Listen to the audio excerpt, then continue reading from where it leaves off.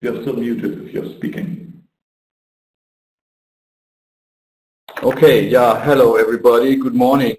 I'm glad that we are back, and it seems that some of you are from regions where it is dark at the moment, so my highest respect to everybody who is up now and follows this conference. Yesterday we had a quite full day already, and Christina Edström presented the contents of our roadmap of the Battery 2030 Plus activity with topics or pillars such as the battery interface genome and materials acceleration platform, the sensoring part, self-healing and manufacturing and sustainability as cross-cutting topics. So we had an emphasis on the first day on the BIC and the map and the modeling activities.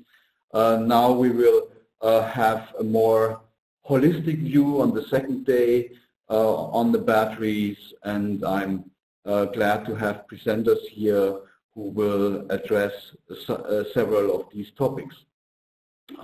This is a scientific meeting, so we wanted to have a meeting where we stimulate discussions among the participants of Battery 2030 Plus, but also among the participants of this meeting.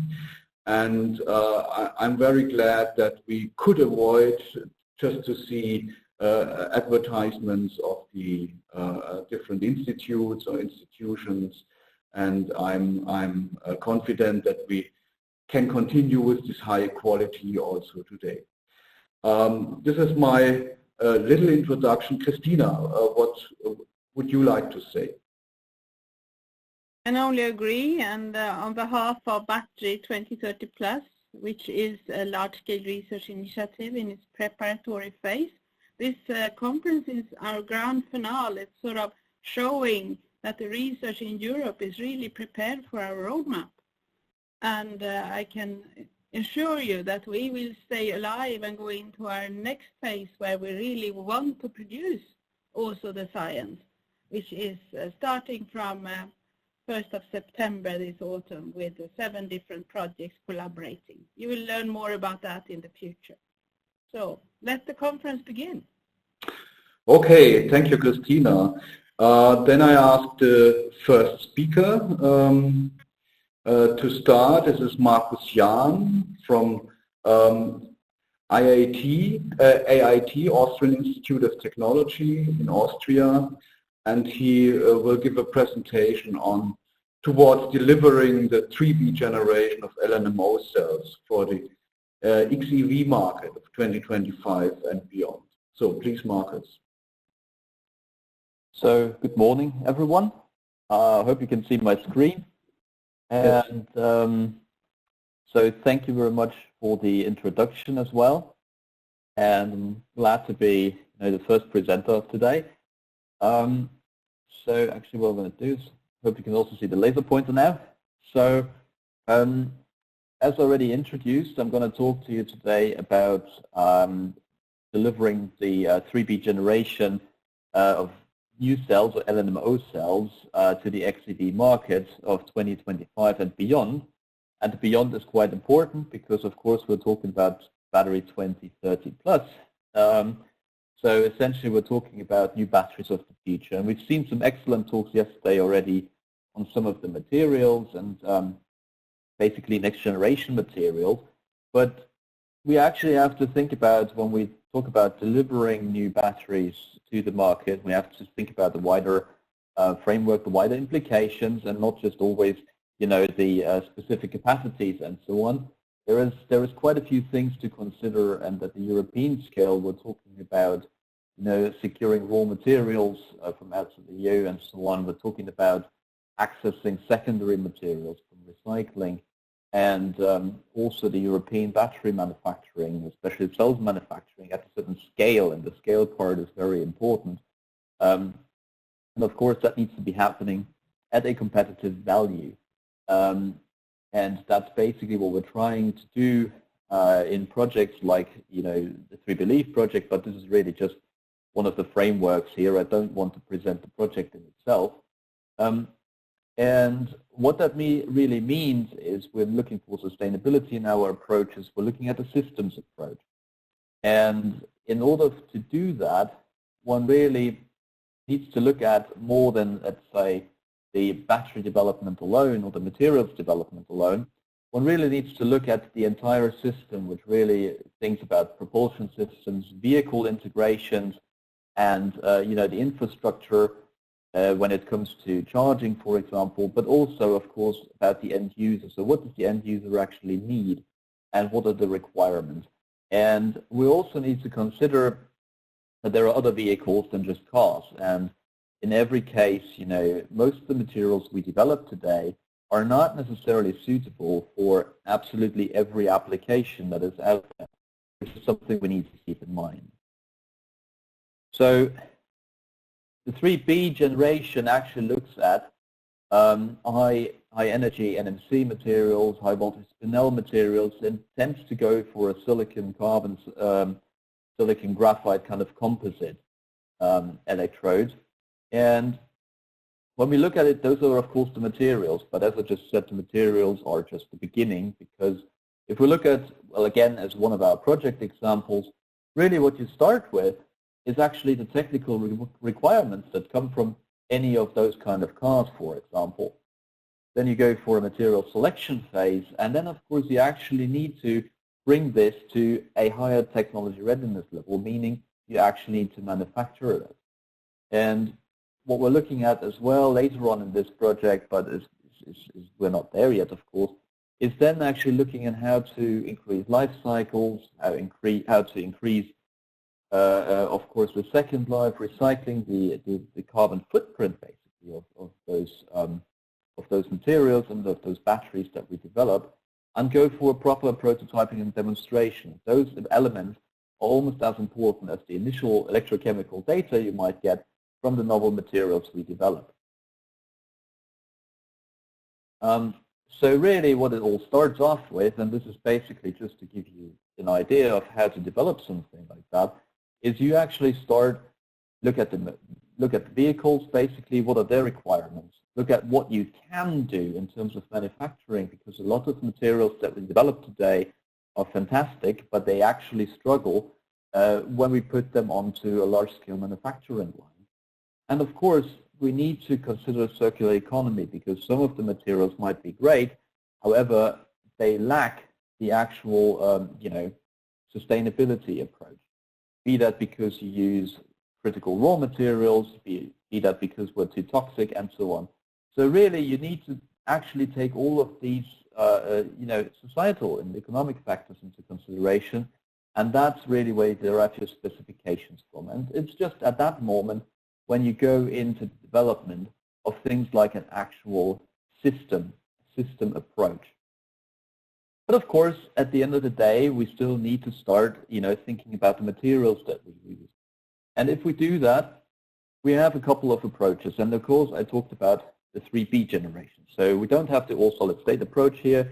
We don't talk about, generation 4 or 5 here at this particular moment. We're talking about 3B, which might be a bit more moderate, but we still have significant challenges to actually implement and incorporate. So when we go down the NMC approach, so we see for nickel-rich NMC, and that even starts at NMC 622, we actually see that we tend to have a relatively high capacity fade after several cycles. And as I showed you before, we're actually looking for 2,000, 3,000 cycles in an application. So if we have a look at NMC, we actually did a bit of a coating approach as well. So coating approach is to extend the lifetime of the NMC, the nickel-rich NMC. Now we started with NMC 622. We've also done this on 811 and beyond. But just to see, basically at 622, we already see after 700 cycles, so this is not your average 40 or 50 cycles, we had 700 cycles at a 2C discharge and a 1C charge rate. We basically lost the initial capacity of basically about 25% of the initial capacity we lost. If we applied a very, very simple silica coating on this one, we basically did a sol-gel approach with a TOS coating, and you can see here the red curve. Now, actually what we achieved here is just beyond 80% capacity retention. Now, that might not seem very significant, but 5% more capacity retention after 700 cycles at relatively high charge and discharge rates is a significant matter when you look at it from a actual systems, battery systems approach. This is significant, so we actually started to continue incorporating that at a slightly larger scale. Now that you can see also when we just look at the voltage profiles here, so you see the coated NMC62 and you see the pristine NMC62 here from the first to the 700th cycle, you see, of course, we actually change our slope in the voltage profile slightly. However, we still actually maintain the general shape, and the degradation mechanism is slightly reduced. And you can also see it because we use the charger protocol of CC and CB, as you do, and you can see that for the pristine material, the proportion of the CV actually is larger than what we would see at the coated NMC62, which gives us a good indication that the SiO2 actually helps here at a larger scale. And for us, we know that these are not the best coatings in the world, but the point here was also to consider the actual scalability of the approach, because we're using a very simple wet coating chemistry. So I don't go into all the details because we are limited for time, but if you look at some of the post-mortem morphology of this, so you see actually here an SEM image of the electrodes after 700 cycles, in fact after 800 actually, and we can see on several sites a few cracks appearing on the pristine material, which we don't have on before the cycle on the fresh electrodes, and the coating seems to actually help to prevent that from happening. We also did a similar approach with the carbon coating. Now, carbon coating is a bit more familiar, and you can see here that we actually use different conditions that we tried out, especially thermal treatment, always confirming that we don't actually damage the NMC when we do a thermal treatment at, for example, 350 or 400 degrees C. And as you can see here, we've actually achieved charging rates of up to 10 C, but you, of course, lose a lot of the specific capacity of your NMC. However, as you can see, the squares are basically the coated ones and the circles are the uncoated ones. We do get an improvement of about 15 to 20% capacity retention at very high charge rates, which was quite important for us because the energy density is one thing, but the power density is, of course, something that we need to consider for larger systems and for battery systems. And we've also done a bit of work really on, actually the project's also called really, on NMC811.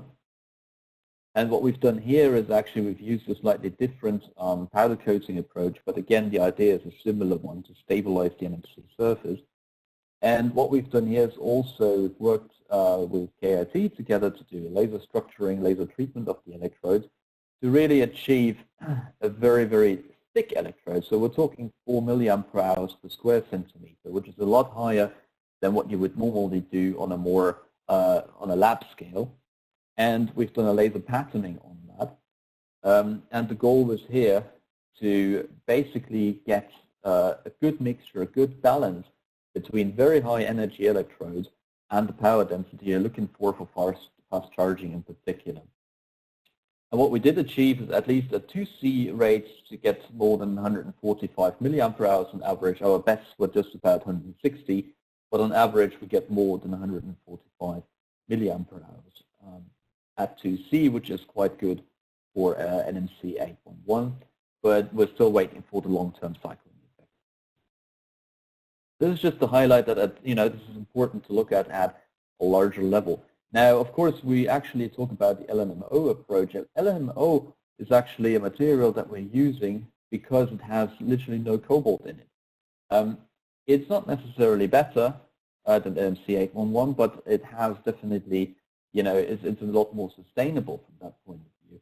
But it has a couple of key challenges that we're still tackling, and that shows you that you need to actually look into the entire system in order to actually get electrolyte stability, for example. And we've actually also managed, so we've worked here with Holden Topso together, and they've basically managed to get over 150 cycles of very stable cycling behavior of LMO.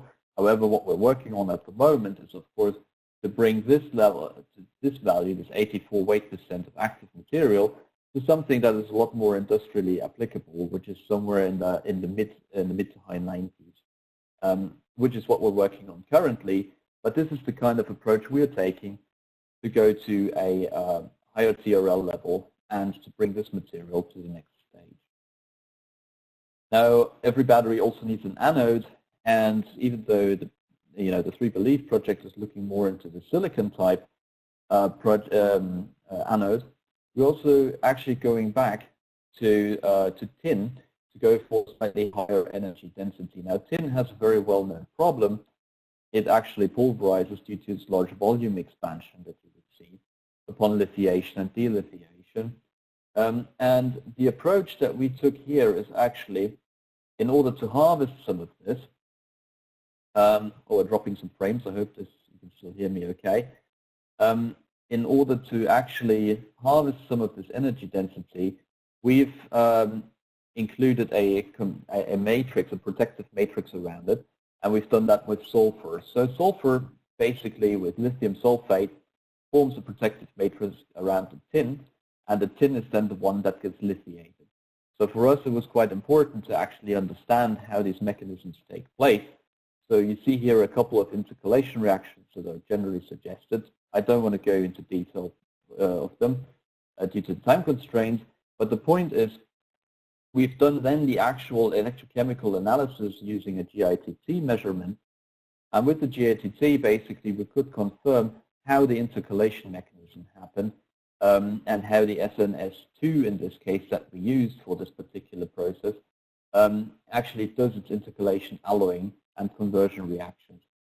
And we've used that to basically model and thermodynamically model the actual reactions that happen at the individual stages of the LINS system. And, we've used that to basically draw up a phase diagram of our lithium tin sulfur system, which was quite important for us to understand, and this is quite important to actually match the electrode to the anode to the cathode. Just a few more words on the production. Production, of course, needs to go to a larger scale, and larger scale means quality control.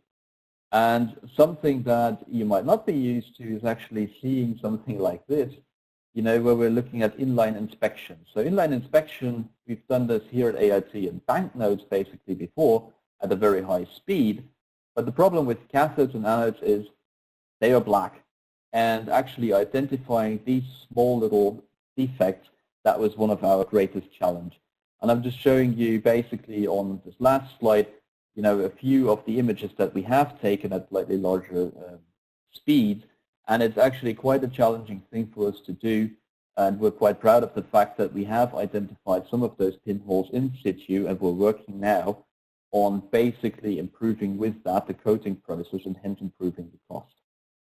So as a very brief summary, the 3B generation is still very much in its infancy, even though we like to talk about generation 4 and 5, but actually the manufacturing challenges remain, and I think this is actually something that's not to be underestimated, especially when it comes to quality control and cost implications. And with that, I thank you very much, and I hope I didn't go too much over the time. Thank you. Yeah, thank you very much, Marcus, for this nice presentation, the overview on this work.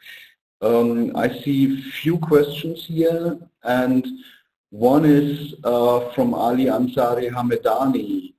Is the electrolyte used for a tin sulfide anode also LiPF6 in DEC, or does it contain FEC and VC?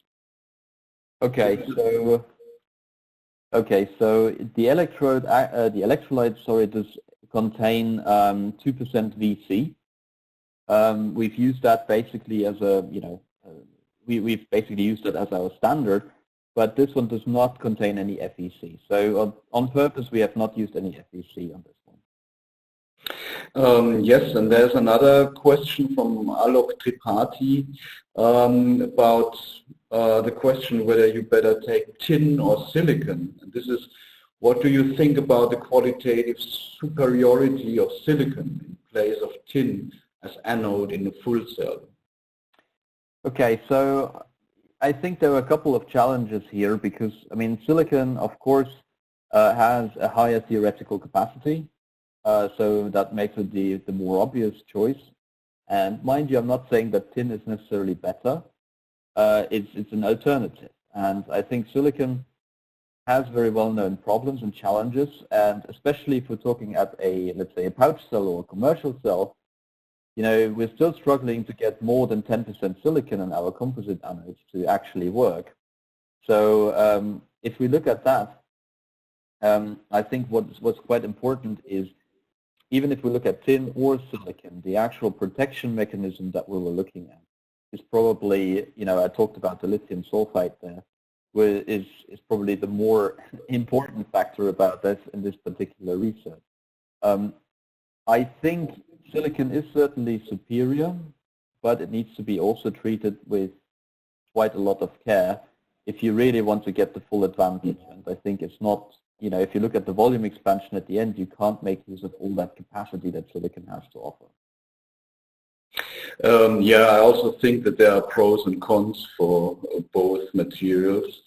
Somebody, Dianat V, asks whether you could say something about the stability of the SiO2 coating at high voltage conditions.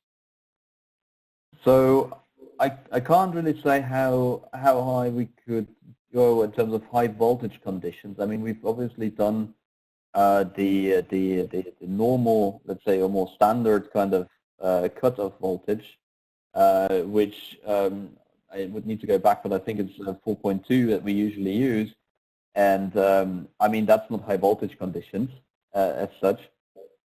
So we haven't yet tried it on the LNMO, for example. So if you go really beyond 4.5 volt, but to be fair, we haven't tried that yet, also because the first challenge there is to actually find a suitable electrolyte that, you know, is stable beyond 4.5 volt, which we're using. But once that is established, then we're looking into the coating mechanism and the stability of the SiO2 beyond 4.5 volt, when we get into high voltage territory. Okay, thank you very much. I see that the time is over, although there are more questions. Maybe the people in the audience can contact Markus directly, if you like. And we have to move on to our next talk, and this is from Elisabeth Averbe from Siletec. And she will give a talk about battery design and manufacturing optimization through multiphysics modeling. De facto, this is the project. Good morning, everybody. Thanks, Max, for the introduction. Also, I would like to thank the organization for giving the opportunity to explain our progress on the facto project. So let me first give a brief introduction to our manufacturing scenario. Also, I would like to present the current status and future trends in manufacturing.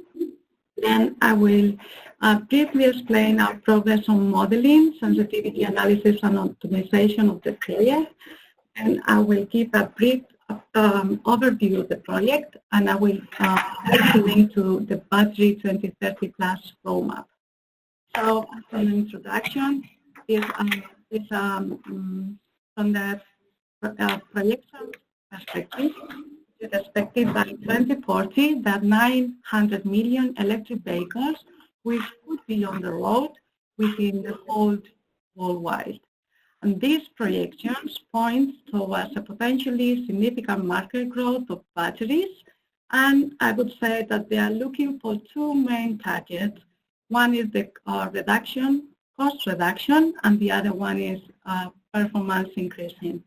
So coming to the cost and taking the report by JRC, it is apparently the half of the battery pack costs lie on cell manufacturing. So it seems that it's a critical step for increasing or decreasing the cost.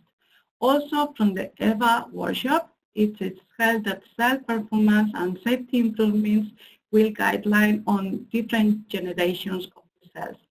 So, considering all of this, I would say that there is a huge challenges in cell manufacturing and brings the opportunity to enhance performance and reduce the cost. That this was already envisaged on Battery 2030 Plus because it's already included in the roadmap, and there is a manufacturability chapter in it. So here, manufacturing of future battery roadmap, it's addressed by Industry 4.0 and digitalization. So here it's addressed the modeling and the use of artificial intelligence will enhance and optimize manufacturing, reducing the trial error approach. So let me also give our perspective on current status and future threats in manufacturability. What is true that this paradigm shifting and new challenges addressed by 2030 Plus, like the digitalization and Industry 4.0, will be of course held, but we need to move step by step. So I would say that we have started on trial error approach. Now we are moving to multi-scale multi-physics modeling in a way that we can gain more understanding on cell manufacturing and also cell performance. And this understanding gives an optimization in terms of cost and efficiency. Also, before reaching the 2030 Plus target, we need to address the AI approach. So there are some works mainly focusing on aging prediction by machine learning algorithms. There are certain works also started on manufacturing, mainly focusing on studying the interdependencies between manufacturing parameters and the outcomes. But we need to address this digital twin approach in a way that there is much to do on this area, but before achieving this digitalization scenario. Also, all the work, I would say, is more focusing on lithium-ion technology, and we need to start thinking to standardize and also to move forward to other technologies and next generation chemistries in order to achieve the chemistry neutral approach stated by the Battery 2030. Now I'm here to explain our progress on the multiphysics modeling approach. So,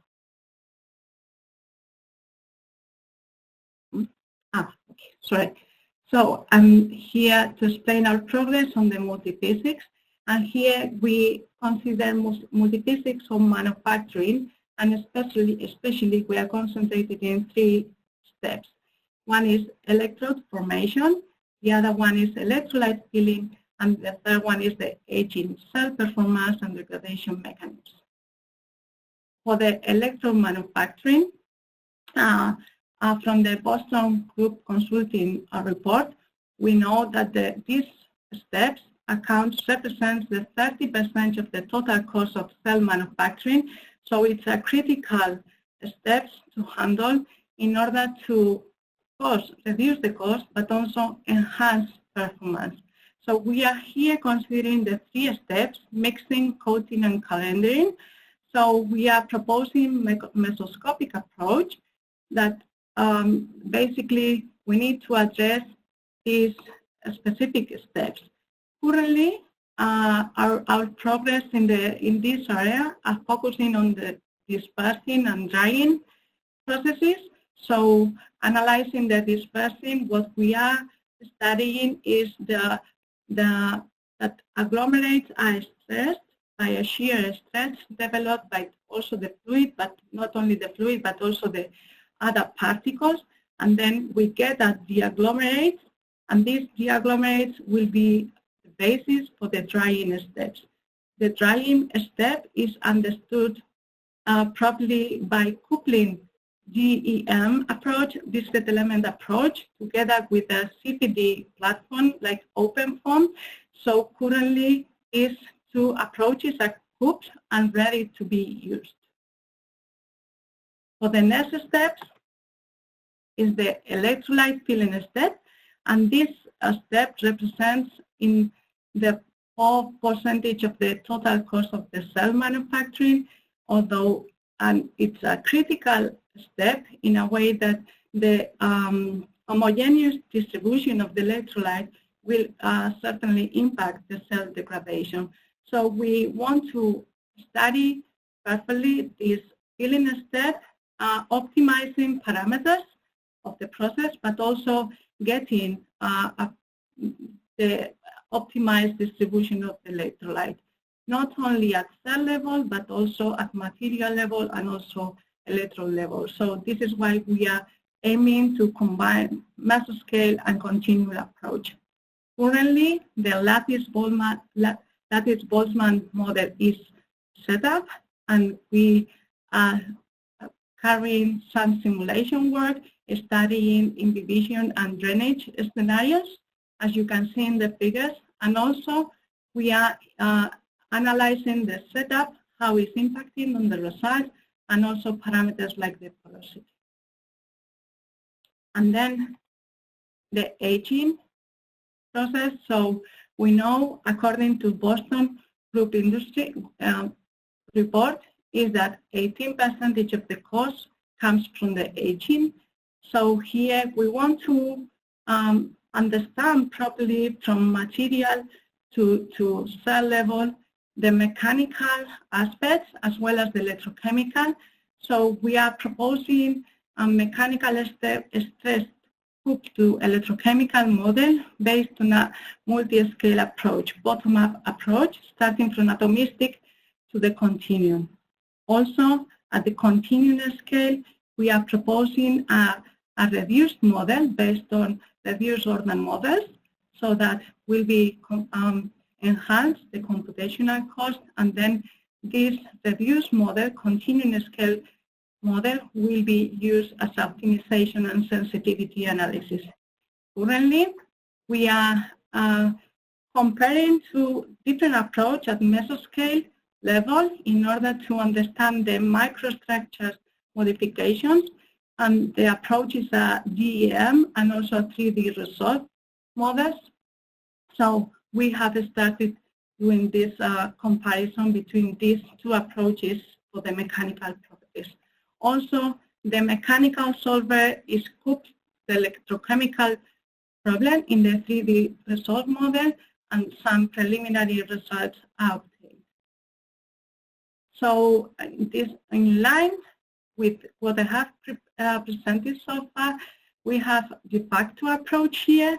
So here what we are proposing is a closed loop between modeling, which is the part that I have already presented, that includes electrode formation, electrolyte filling process, and also cell performance and cell degradation.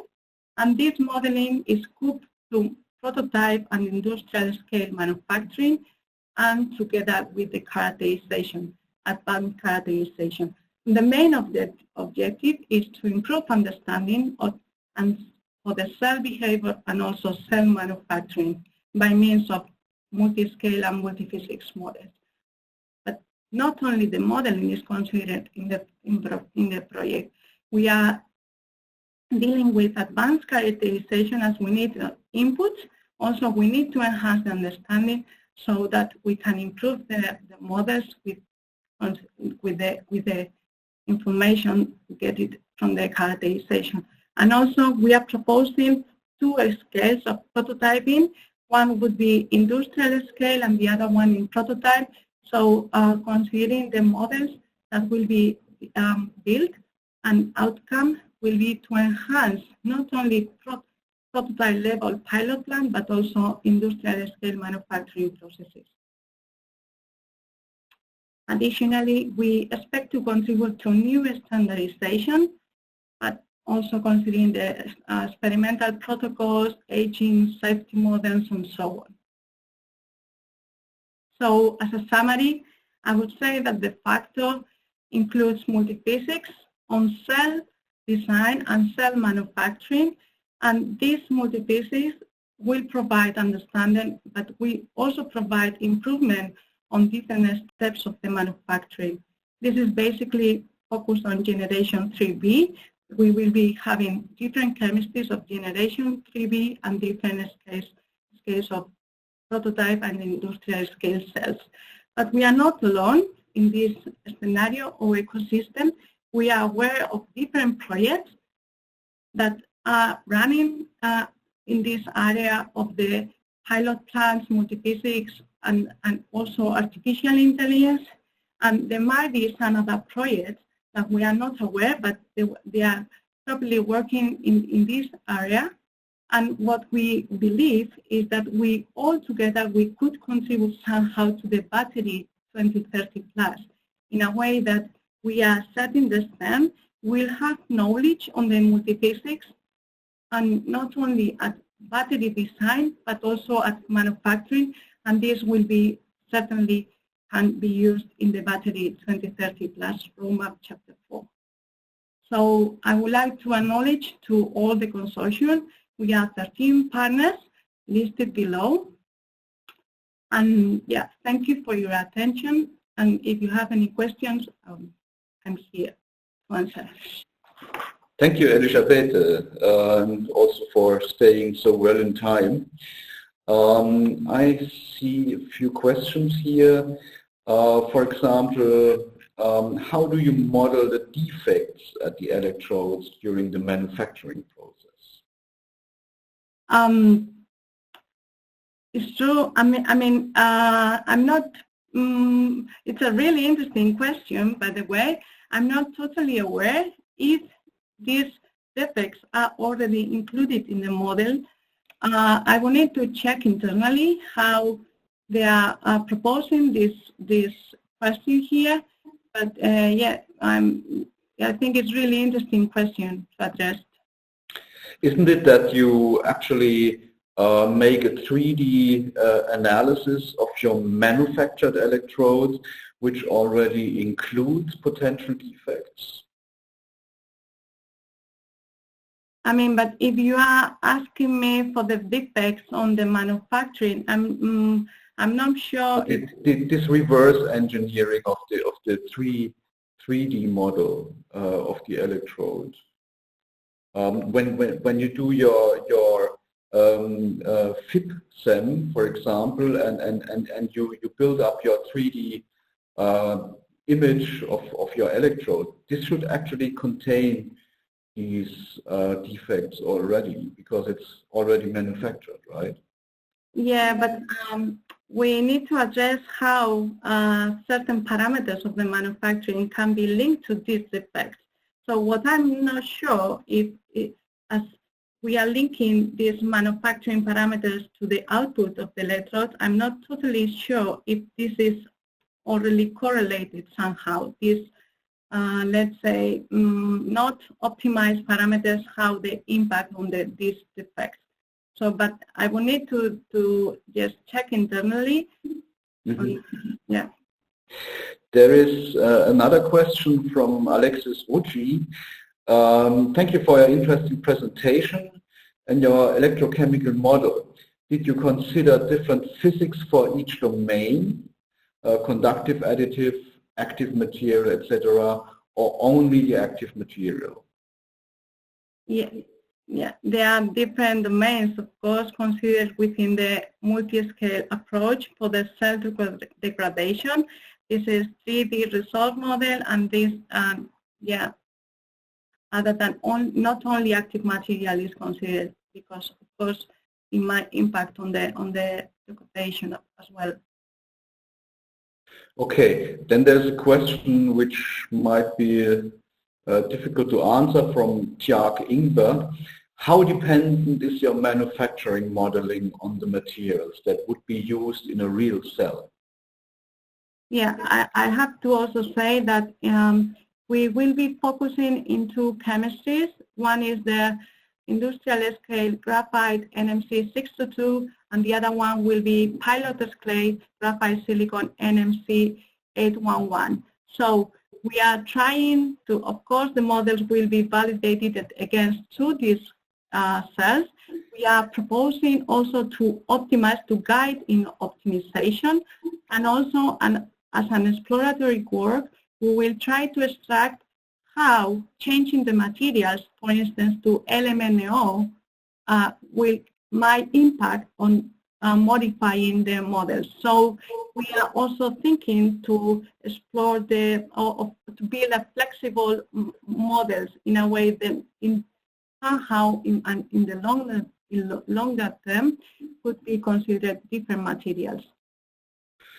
Then I have a question from my side. Maybe I could have posted also to Markus Jahn in the previous talk. And this is about the 3B generation. If we are talking about materials with high nickel content, like the 811 materials, some people are concerned about safety issues of such materials. And this is because the thermal stability is going down with higher nickel content, because you have more and more nickel oxide, which decomposes below 200 degrees centigrade. Can you comment on that? Do you have any experience, or are you dealing with that fact somehow? Sorry, the question was for me, Max? Okay. Yeah, no, we haven't, Tridetech has experience on LMNO, but yeah, we need to figure out, and we need to also first assemble the cells that, and then try to characterize it in a proper way so that we can understand properly what is going on in this material, and then we will need to think how to modify certainly the NMC 811 and models to the other chemistries. Yeah, this is maybe less a question for modelers. It's maybe more a question for people who are doing safety studies on these materials. Okay, there's one last question here maybe.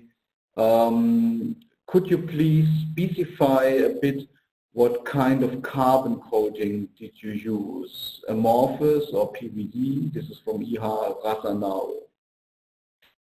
We're not using carbon coated. I didn't mention anything related to carbon coated. Okay, maybe this was a question to the previous talk, but it comes late.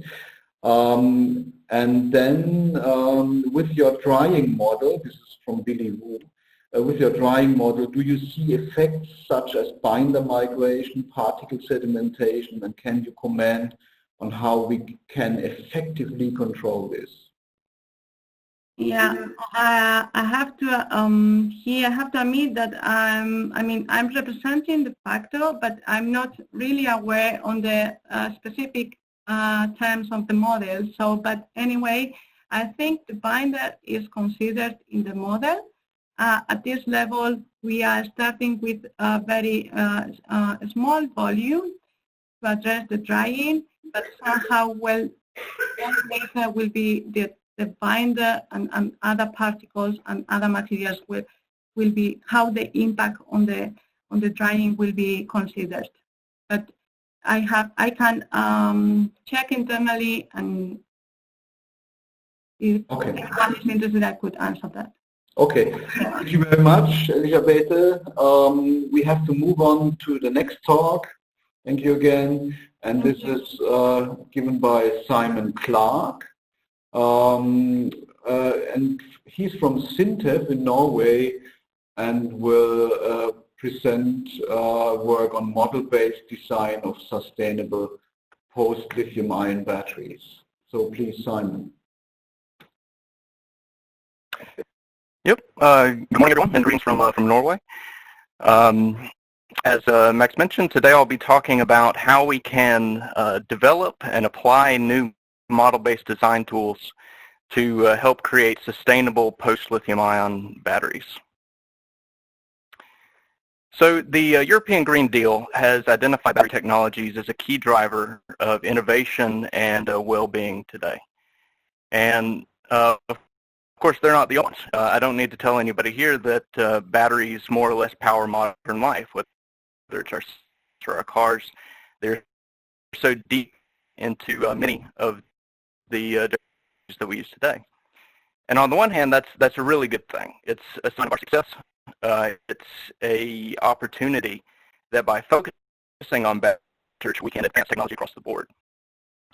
But there's also a problem, and that's serious about doing all these things and creating all of the electric cars and the renewable energy storage and all of this. It requires a lot of batteries. And lithium-ion batteries specifically are at risk of some critical supply chain challenges.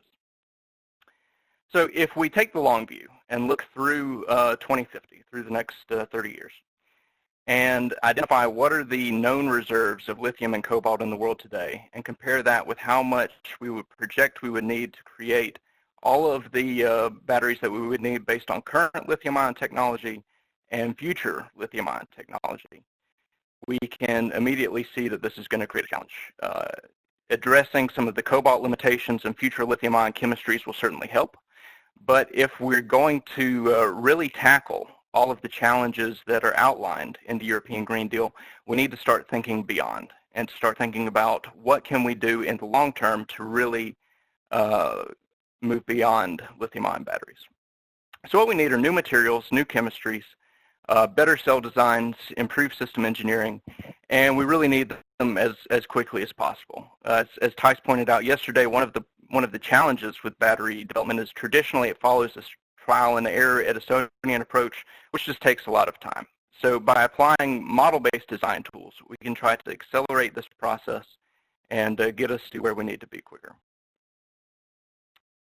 So the previous two talks talked about how the Generation 3B lithium-ion batteries will start to address this problem over the next few years. But if we look even further beyond that to Generation 5 and further, we can start to kind of dream about what might be possible in the future. So what we see here is on the x-axis, this is identified world reserves of different materials, cobalt, lithium, and vanadium. And on the y-axis, what was actually produced in 2019. So if we zoom out, we can start to see that there are actually quite a few battery materials that are more abundant and produced in greater quantities already. Zinc is an example, manganese, magnesium, aluminum, silicon, and these represent some promising opportunities for the future. Already there's some research going on into multivalent metal-ion batteries. There's also aqueous metal-air systems. Of course, everybody knows lithium air, but zinc air is also a promising technology for the future. But we also have magnesium air, aluminum air, silicon air, and the benefits of these chemistries is number one, that they're inherently safe. We don't really get any of these thermal runaway events and explosion risks. And they also have a very high theoretical energy density. Zinc air is over 6,000 watt-hours per liter and is a secondary system. Magnesium air, close to 7,000 watt-hours per liter and a primary system. And so we can identify that these are opportunities for the future. But how can we really develop these further in a quick and efficient way? And the answer is by applying models.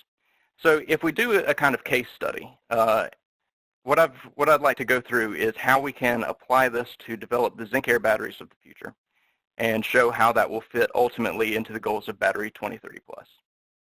So what we see here is a schematic for how zinc air batteries operate. And this is a technology that as an alkaline primary system has been around for a long, long time. You can go to the store and buy it as a hearing aid battery. But it's traditionally been held back by some limitations.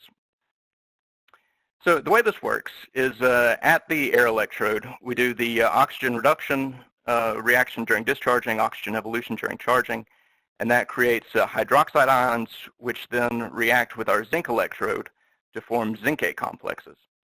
Once the concentration of zincate in the electrolyte rises past its saturation concentration, it will precipitate out as solid zinc oxide, and the cell reaches its stable working point.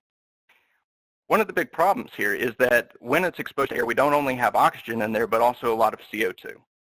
And the carbon dioxide will dissolve into the electrolyte, react with our hydroxide ions, and create carbonates. That reaction ultimately limits the lifetime to just a few months and is one of the big challenges in further developing alkaline batteries. But it can be done, and there's been some research on developing cell-level continuum models for this kind of system, which will give us information about the dynamic spatially resolved behavior, so we can get ideas for like how does ZNO precipitate, what kind of concentration gradients do we get, what kind of potential gradients do we get, that kind of thing. And down here at the bottom, we can see that this system and its electrolyte, it contains a handful of species, but they're all pretty basic, pretty doable. This doesn't change a whole lot during the electrolyte behavior during discharge, and it can really be modeled with traditional methods. If we look to the next step, near neutral electrolytes have been proposed to deal with the carbonation issue and extend zinc battery lifetime. And that system immediately becomes a lot more complex. So at the air electrode, we have the oxygen reduction, oxygen evolution reactions. Then we also have, and in this case, it was proposed to use Leclanché electrolytes, which were very popular in the early 20th century, to determine their feasibility. So we have a pH buffer to stabilize the. I think you really lost connection completely. I propose that we continue with the program. Max, what do you say? Yeah, I think there's a little opportunity to do something else. Otherwise, we have to grab a coffee. I think it makes sense if we just continue. The participants are online, so I think we can do that. So there's nobody coming from another session. Then I would say we have to switch to the last presentation in this slot. This is from Jinhua Chu from VUB, and this is about the state of health identification of lithium-ion battery by advanced instantaneous electrochemical impedance spectroscopy. Yeah, I'm just seeing that Simon is back, so maybe we can have the presentation from Jinhua Chu now, and if Simon is back operational, we can, before the break, allow him to finish his talk as well. Okay.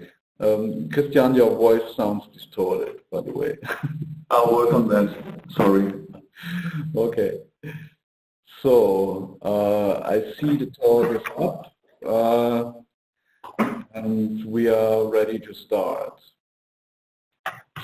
Okay, thanks, and hello everyone. It's my pleasure to share my research to such a large group of audience. It probably will be my record for my career. And my talk is about using advanced impedance technology to study or investigate lithium battery or battery technology. Yeah. Electrochemical impedance spectroscopy, EIS, is quite a popular technique for battery researcher. It's a frequency-based, non-destructive technology. It measures the frequency range from 100 kilohertz to millihertz. Since the electrochemical system has a characteristic frequency response at this frequency range. For example, for the batteries, we often can observe the passivation layer on the high frequency range, the kinetics of the system in the medium frequency range, and the diffusion phenomena in the low frequency range. For the conventional commercial system, it often works on the single sign ES mode, which means that the computer, the potential start generates dozens of single sign frequencies and applies to the system one by one. And then for every frequency, you measure the response, and that's by using the Ohm's law, you can derive the impedance at that frequency. So in the end, your impedance spectra will like this. Each point indicate one individual frequency applied to your system. For a valid EIS data, you need to fulfill 3 criteria. That's a causality, linearity, and stationarity. Normally, we assume causality is fulfilled. And for the linearity, we often use a low amplitude excitation. For the rule of thumb for potential static mode is smaller than 20 millivolts. And for stationarity, often we need to wait the OCP, open circuit potential stabilize, then we start EIS measurements. But it might be a problem for battery if we want to really characterize the battery system online. For example, use EIS to online monitor the battery. And often we are in the non-steady state. For example, directly after the charging or even the operando during the charging. How can we do the EIS on that, or if those results are validated?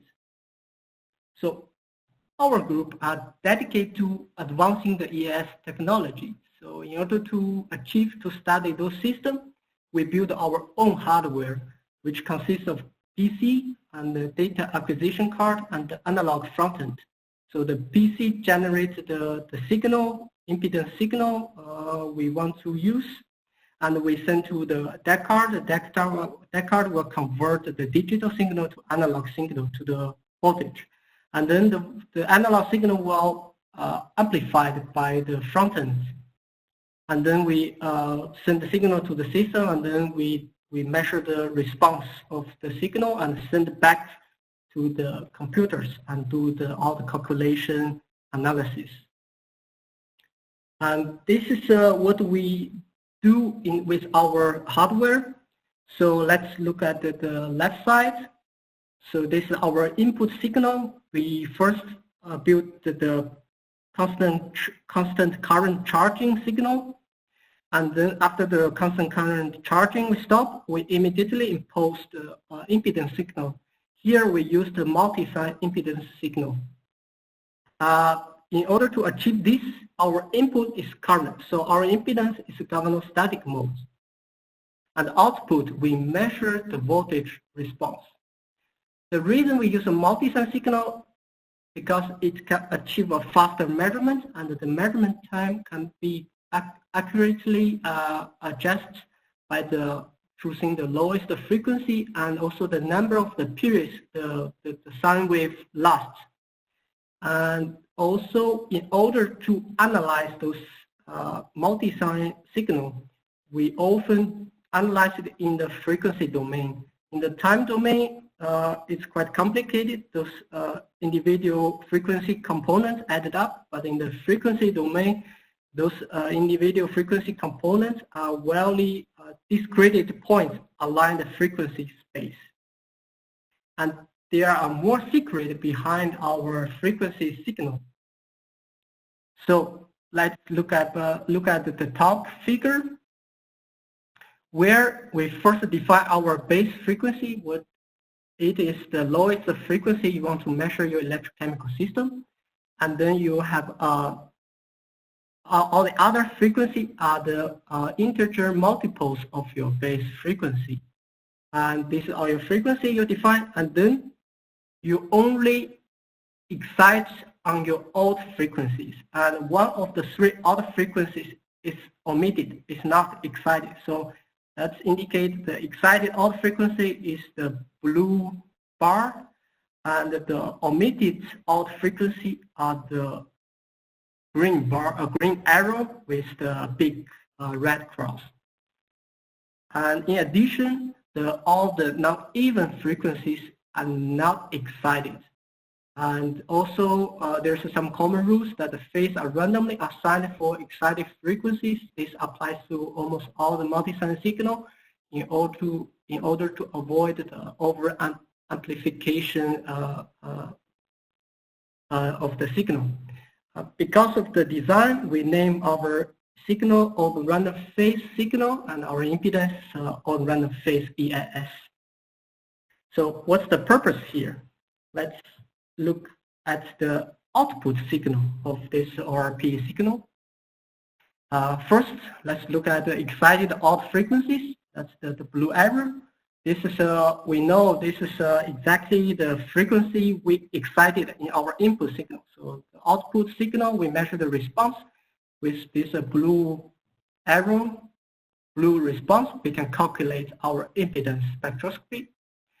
Beyond that, we also measure the response at non-excited odd frequency and even frequency. That's those green arrow and the yellow arrow. So, because in our input signal, we didn't excite those frequencies, but in the output signal, if we measure some response from those frequencies, that indicates the presence of linearity. Sorry, you might hear some noise that my neighbors are doing something in their house. Sorry about that. So if we measured on the non-excited odd frequency, that indicates the presence of odd nonlinearities. If you measure on the non-excited even frequency, that indicates non-even linearities. Beyond those things, we also measured non-integer multiple frequencies. That's those blue, the gray arrow located between those integer multiple frequencies. Those are non-excited non-harmonics used to determine the noise floor of our whole measurement. So let's look at the real data set we measured from experiments. The base frequency is 5 millihertz, and then look at the zoomed area. You can see the blue dots are the excited frequency response, and also the non-excited odd frequency and the even frequency are nicely located in the band of the non-excited non-harmonics, which are our noise level. So this system there's no nonlinearity present in this system. And in addition, we also can see some extra feature in those noise floor. You can see those features. These features give an indication that your system is not stable during the measurements. So there's a presence of non-stationarities. How are we going to deal with those non-stationarities? So our colleague from the fundamental of the electronics group, they developed the whole theory to identify the time-varying system in the frequency domain. So what they do, they use a polynomial fitting to fit those features. We call it a skirt feature, skirt behavior. By the fitting, we are able to determine the time-varying factor of this system. Using the time-varying components,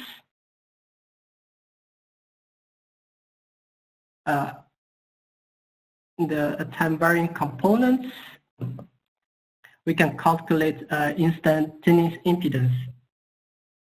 We can calculate back calculation the impedance in the time domain. And here's some results on the battery system. We apply the signal, and here we have NC and graphite system. We measure two batteries, one with a fresh NCA material, one with aged NCA material, and we did a calculation on the impedance, and you can clearly see there's changes, evolution of those impedance spectroscopy. I want to emphasize that those results are obtained from the single impedance measurements for individually. So it's a really true time resolved impedance result. We also did the equivalent circuit analysis. We found that the transfer resistance is caused the changes of the impedance in the Nyquist plot, which we can link to the changes of the kinetics according to the theory. So we did some physical modeling. So we use a very simple model, use the GITD model to describe this behavior. This is based on the Fick's second law, and we have find quite nice agreement from the modeling results and experimental results. But I want to emphasize this is a very simplified model. We just want to show that to find some physical standing ground for our results. And we can see that this more or less, the results are more or less analog to the solid state diffusion. Those are relaxation behavior. And we also found that it's a series and a temperature dependent of those behavior. You can see it from the results. And how we are going to use those results, the relaxation behavior from the aged and fresh material. So instead of using the charge transfer resistance directly, we use the derivative. And the derivative nicely shows in the plot that it's a state of health dependence. You can see age and the fresh material. And this derivative value is determined by the kinetics, which is determined by the interfacial conditions of your electrode material.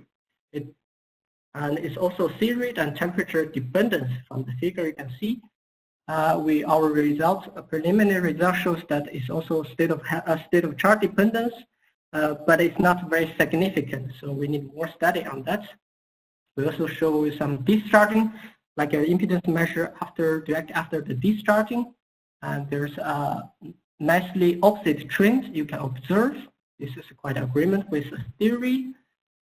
So I will give a quick wrap up. In this presentation, I show you the advancements of ORBES. It can fast experiment, quantitatively assess the data quality and measure the time varying system. And also we have the relaxation on the battery system. We can see the relaxation and the derivatives can use for the state of health identification. Future perspective, this technique can be very powerful if you combine with other in situ operando technique. We also can study the dynamics of the passivation layer, the interface, and also we are working on the operando condition, but there are some nonlinearity issues we need to tackle in the future. So thanks for your attention and the questions. Yeah, thank you very much for this very nice presentation and this deep insight into your studies. I see there's one question from Chenggang Chang. Nice talk, Xinhua. I have some questions for the online EIS state of health detection. What frequency range should we use? How large the low frequency can affect the cells following charge-discharge behavior? Thanks. Yeah, to be honest, the operando, the really online monitor, if you mean you measure impedance during the charging and discharging, that's still tricky because you have a presence of a nonlinearity. It also depends the condition. You might have a big nonlinearity and a kind of lower nonlinearity. You need to quantify to see if those nonlinearity really affects how the nonlinearity amplitude affects your impedance data, your impedance response. So you need to assess that to use your impedance data. That's the theory here. For the frequency, it really depends on what phenomena you want to characterize. If you want to characterize the kinetics, you choose something. You don't need to really go to millihertz level. You can stop in the 0.1 hertz, which you can achieve a faster measurement. If you want to monitor your ICI layer, CEI layer, you can stay in the bit higher frequency. But you have to notice that the frequency response is also related to the value of your capacitance of your batteries. So it's also related to the loading rate your electrode. So it's individual story for different systems. You need to calibrate from the beginning. Okay. Okay. I do not see more questions. There are some. But maybe we have time for one short question. For example, from Vito Di Noto, I was wondering what is the accuracy of the temperature control in your experiment? We use thermostat. We didn't use a climate chamber because we need a Faraday box, and the climate chamber makes a lot of noise. You might measure something in our sensitive impedance technique. So we use thermostats that let you pump water into the cell, and you can. It's not ideal, but I think it's relatively okay. I don't have the really value here. Yeah, okay, so you cannot give numbers at the moment. Yeah, but the temperature control is very important. The impedance is very sensitive to temperature control, especially the kinetics. Okay, so you started at 10.2, so I just see we would have time for yet another question. And this is from Alok Tripathi.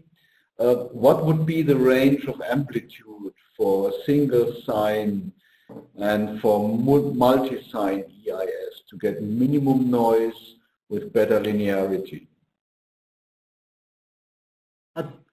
I can repeat the it. Thing. Yeah. The rule of thumb is below 20 millivolts.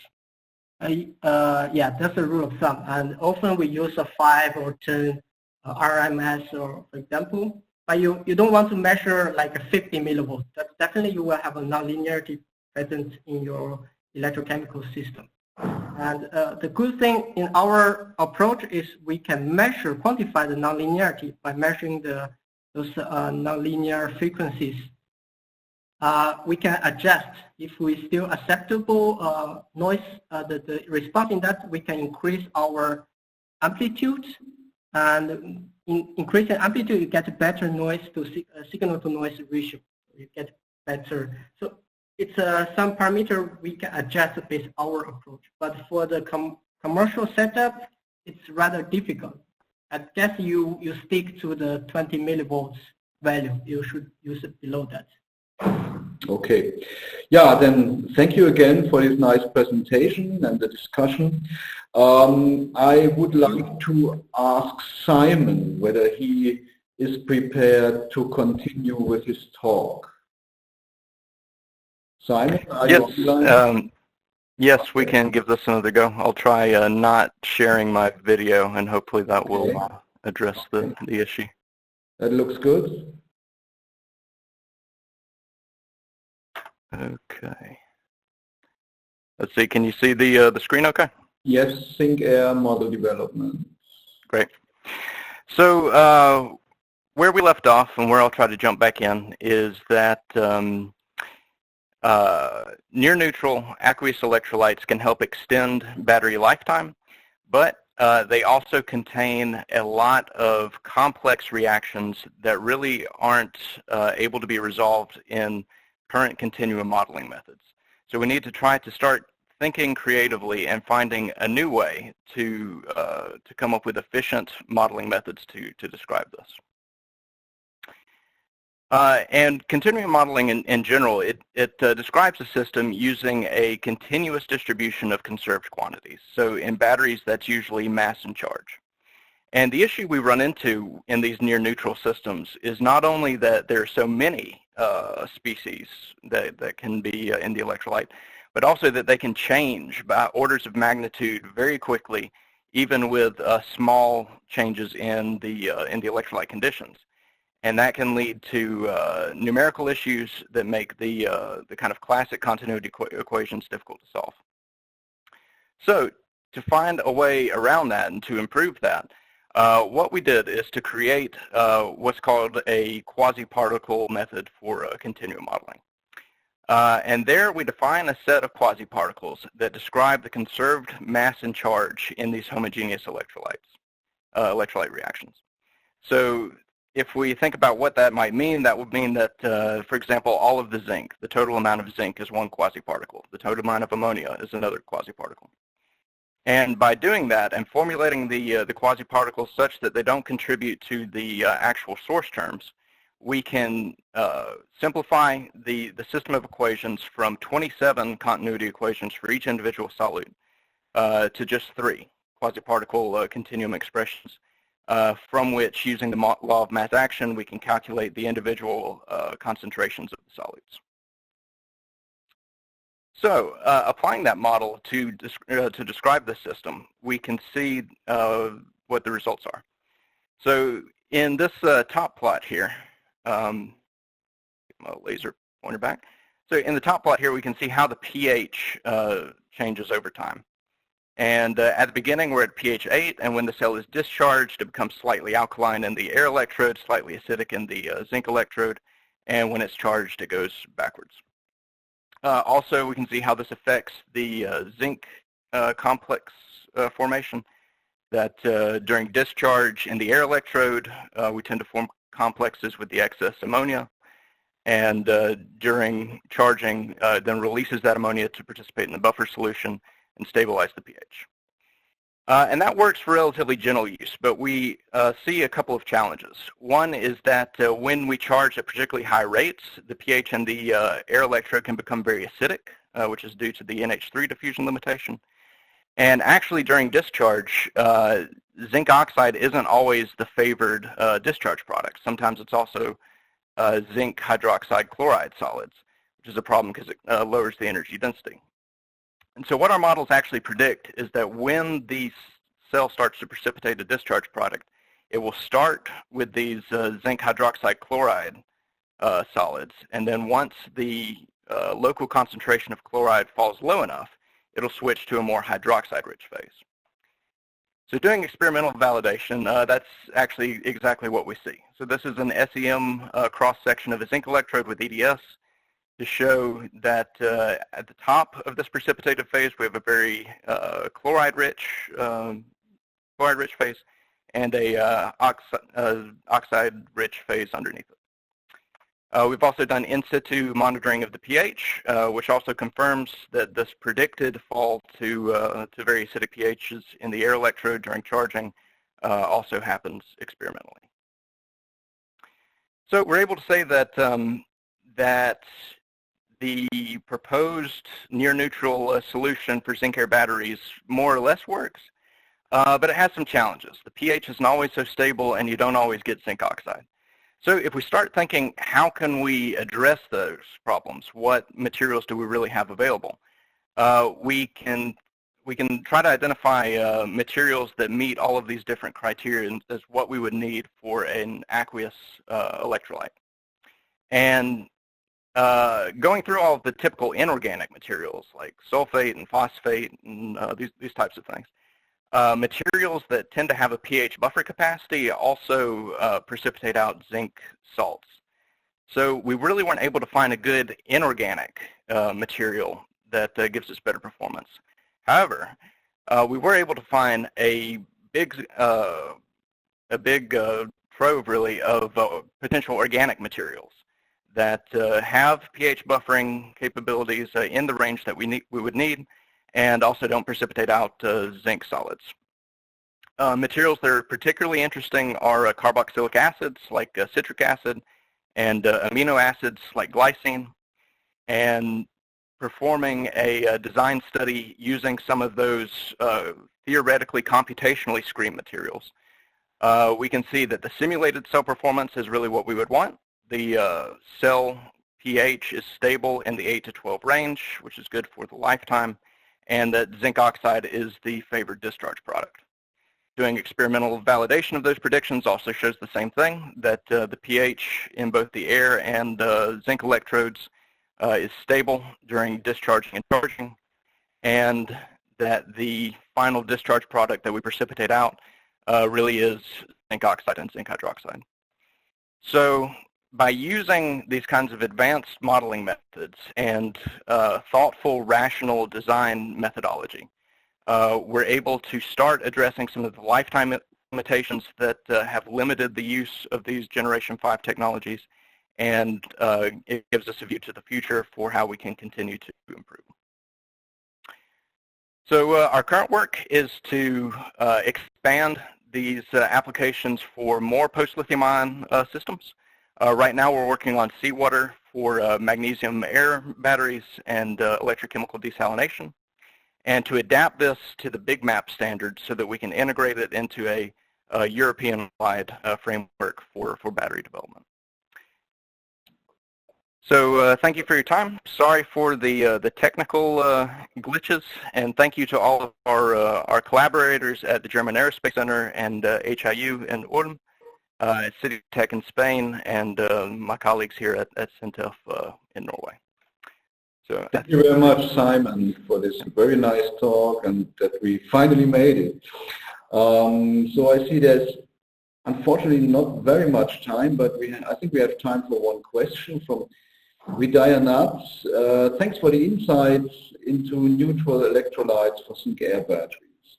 But in the near neutral pH electrolyte, how is the ORR kinetics compared to the fast kinetics in conventional alkaline electrolytes? Has this been considered in this modeling? Thanks. Yeah, exactly, and that's one of the challenges. That oxygen reduction and evolution kinetics tend to be kind of slow in the near neutral regime. Our partners at City Tech have done some work looking at manganese oxide catalysts in that range, and it's really a problem with, or a challenge with metal air batteries generally, that the efficiency just isn't so good for because of the high overpotentials for oxygen evolution. But if we consider what applications they could be good for, it would be things like really large-scale storage of stationary energy, where the real goal is low cost, and zinc air batteries achieve that even with the not so ideal efficiency. But yeah, it's a good point, and that's something we're working on. Okay, there's maybe one last question which I actually also wanted to ask, and this is from Duigo Kaus. When it comes to air cathode for zinc air, metal mesh-based air cathode or carbon-based? What's your opinion? Well, let's see. Ideally, I mean, of course, we run into these carbon corrosion issues with for bifunctional air electrodes. So we really want to start getting away from that. I've seen recently there's some promising research in metal-based air electrodes, bifunctional air electrodes. But up till now in our particular research, we're just stuck with carbon. So we'll have to see how things go. Okay, then thank you, Simon. I thank all the presenters in this first morning sessions. We have at the moment 516 participants. This is probably also due to the time